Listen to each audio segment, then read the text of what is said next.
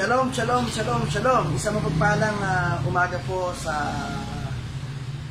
lahat at isang mapagpalang umaga sa iyo, Kling, na kung saan ay accept the challenge sa 10 days. Kumbaga, usually araw-araw din namin itong ginagawa, itong challenge na ito.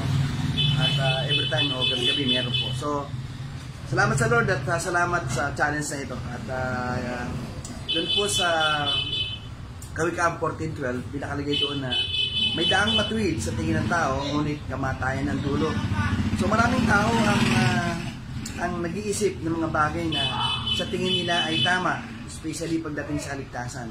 Ang tao ay nag-iisip na sa pamamagitan ng paggawa ng mabuti at pagtulong sa kapwa-tao at doon sa mga tao na nangangailangan, ito na yung kaparaanan upang ang kanilang sarili ay mapunta sa langit.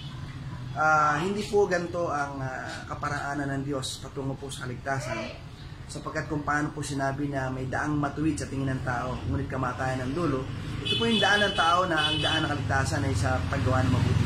Pero tandaan po natin na ang kaligtasan po ng Diyos, nauna po muna ang pananampalataya.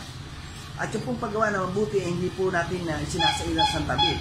Kailangan po muna yung maunang pananampalataya at yung pong paggawa natin ng mabuti ay bilang pasasalamat sa buhay na meron po tayo. Hindi po kailangan mauna yung mabuti bago po yung pagtitiwala sa Diyos. Dapat po laging nauna yung pong tawag natin yung sinasabi nating pananampalataya bago po yung paggawa ng mabuti.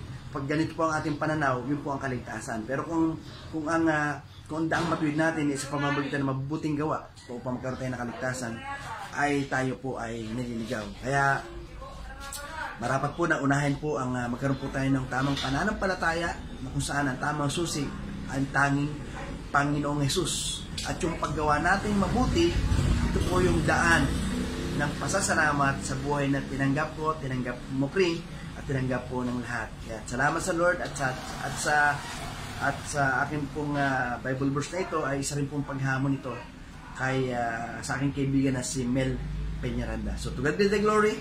Hallelujah. Purihin ang Diyos.